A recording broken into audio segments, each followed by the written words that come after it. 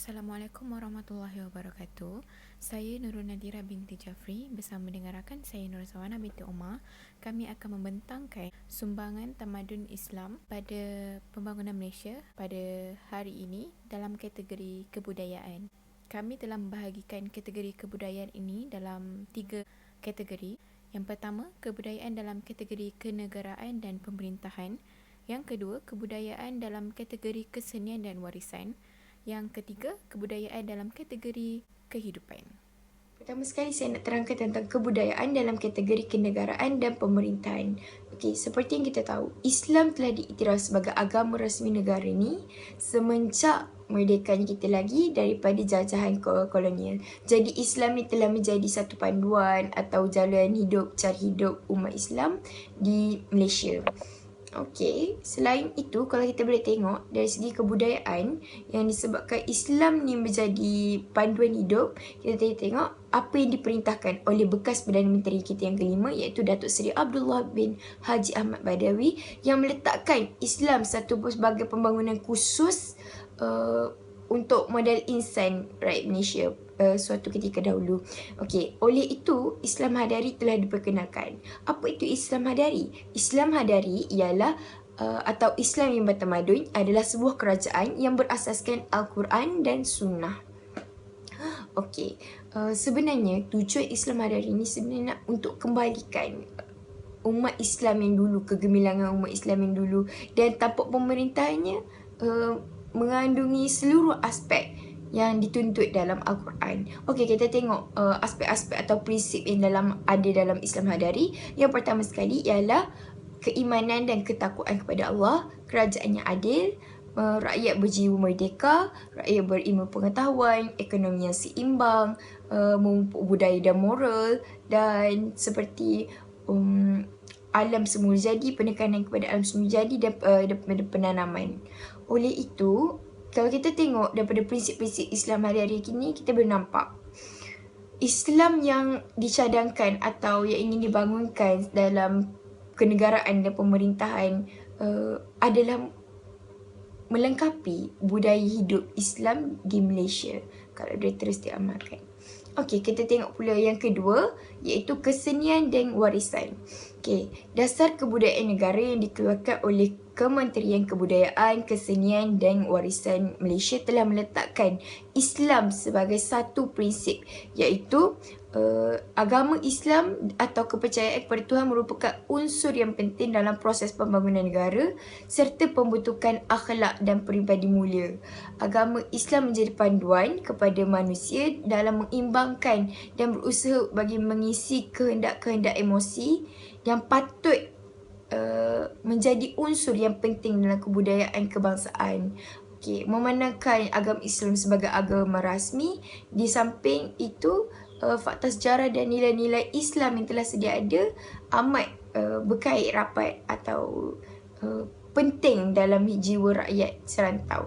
Okey, kalau kita tengok dekat sini, nilai-nilai Islam ni telah menjadi titik ataupun panduan dalam hidup umat Islam di Malaysia. Kalau oleh itu kita dapat tengok melalui pengaruh-pengaruh Islam yang ada dekat Malaysia. Okey, kita tengok dari segi kesenian dan kebudayaan. Yang pertama sekali adalah Dikir Barat. Okey, Dikir Barat ni memang wujud pada dulu, memang tak ada rekaan baru setakat ni. Alat muzik yang dipermainkan adalah rebana, gendang dan sebagainya. Okey, kebanyakan laki yang main alat muzik ni. Okey, Dikir Barat ni sebenarnya sejarah dia dimainkan ketika sebelum sultan nak solat. Di sejarah dia ataupun dia mainkan semasa majlis perkahwinan. Okey, sebenarnya Dikir Barat ni terbagi kepada dua, Dikir Maulud dan Dikir Berdah. Okey, sebenarnya Dikir Barat ni dia asal daripada berzanji, berzikir. Sebab itulah jadinya Dikir Barat, ramai-ramai macam berkasidah. Sebab itulah itu menjadi kesan kepada kesenian ataupun perkembangan muzik di Malaysia. Okey, seterusnya Gendang Pahang. Apa itu Gendang Pahang? Gendang Pahang merupakan seni tradisi yang mendapat pengaruh Islam yang mendalam. Muzik ini dipercayai dibawa oleh Datuk purba jelai dan penyebarannya dilakukan oleh 3 generasi. Genap Pahang mempunyai lagunya yang tersendiri, iaitu dikenali sebagai Bujang Hilir. Okey, rentak yang dimainkan di alat muzik yang digunakan dalam Genap Pahang ini adalah gendang anak, gendang ibu dan gong. Okey. Untuk Genap Pahang ni semestinya tidak terhad kepada golongan lelaki sahaja, kerana perempuan juga dapat turut melibatkan diri kalau tahu bermain alat muzik, contohnya seperti gendang dan serunai. Okey, seterusnya adalah ghazal. Ghazal lebih dikenali sebagai alat muzik. Seterusnya kita tengok. Okey, kita tengok dari segi kesenian. Kebudayaan Islam tu bagi sumbangan kepada tanah Melayu melalui perkenalan alat muzik, contohnya seperti gambus. Okey, gambus, apa itu gambus? Gambus ialah alat tali dari keluarga ud. Ianya berasal daripada Timur Tengah. Dia berunsur untuk mengiringi alat muzik berunsur Arab dan ghazal. Okey, umumnya gambus terbahagi kepada 2 jenis, itu gambus Hadramaut dan gambus Hijaz. Hijaz tu adalah wilayah di bahagian Arab sebenarnya. Senang cakap. Okey, untuk gambus Hadramaut ni, badan dia berbentuk buah pek. Dia macam yang tirus, bawah lengkung kan. Okey, dia pun buat dan dicantumkan oleh beberapa keping kayu. Alat muzik ni terkenal di Johor untuk dipermainkan dalam ensemble ghazal. Manakala gambus Hijaz juga pernah digunakan dalam persembahan di Hamdolok di Johor. Kebanyakan daripada gambus yang didapati berkembang di Malaysia adalah dibuat oleh tukar-tukar yang mahir yang terdapat di Johor dan Kedah. Ianya diakui dapat menghasilkan mutu suara yang terbaik. Akhir sekali adalah kebudayaan dalam kategori kehidupan. Yang kita tahu, kehidupan ini adalah kehidupan seharian, seperti cara kita bergaul dengan orang, cara pemakanan, cara pakaian kita dan sebagainya.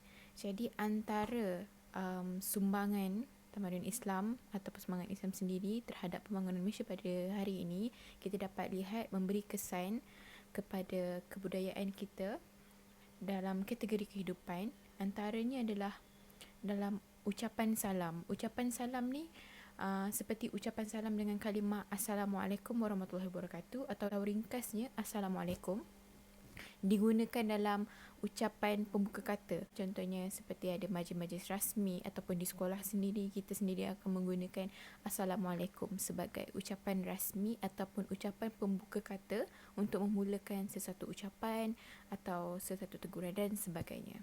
Seterusnya adalah budaya pemakanan Islam. Tamadun Islam juga telah memberi kesan ataupun sumbangan terhadap budaya pemakanan orang Islam di Malaysia, iaitu Islam ni adalah mementingkan pemakanan yang halal dan bersih serta tidak tercemar dengan najis atau jangkitan untuk dimakan. Misalnya, Islam sendiri telah mengharam makanan seperti khinzir, anjing, bangkai haiwan dan sebagainya untuk dimakan kerana ianya memudaratkan kepada manusia. Lain daripada jenis-jenis makanan, Islam juga menitik beratkan supaya mengamalkan adab-adab tertentu ketika makan, seperti makan dalam keadaan duduk, menggunakan tangan kanan, mulakan dengan bismillah dan sebagainya. Seterusnya, tamadun Islam juga telah membawa pengaruh terhadap budaya masyarakatan di negara Malaysia. Antaranya bergotong royong, mengadakan kenduri kendara ketika walimatul urus, iaitu majlis perkahwinan, majlis bertunang, majlis hari raya, sambutan ma'al hijrah dan awal Muharram dan pelbagai lagi. Majlis-majlis yang seperti ini adalah disertakan dengan bacaan-bacaan ayat suci Al-Quran, persembahan nasyid, marhaban serta berzanji. Dan itu adalah salah satu perkara yang ada dalam Islam. Selain itu, amalan berkhatan juga diamalkan di Malaysia. Amalan berkhatan ni adalah untuk membuang atau memotong sebahagian kulit di kemaluan bagi tujuan kebersihan dan memelihara kesihatan dan menundukkan nafsu. Okey, bagi lelaki, kebiasaannya khatan ini akan dilakukan pada ketika mereka umur ataupun usia 10 hingga ke 12 tahun. Dan bagi wanita pula, berkhatan ini akan dilakukan pada usia mereka masih bayi, iaitu berbulan hingga setahun. Baiklah, itu saja penerangan kami. Kesimpulannya, pelbagai pengaruh ataupun budaya yang dapat kita lihat di Malaysia pada hari ini adalah hasilnya daripada pengaruh sumbangan tamadun Islam yang lepas. Kebanyakannya dapat kita lihat pada hari ini, dan perkara-perkara ini adalah kebanyakannya berlandaskan Al-Quran dan syariah, seperti pemakanan yang halal, ucapan salam, jawab salam dan sebagainya. Sekian, terima kasih.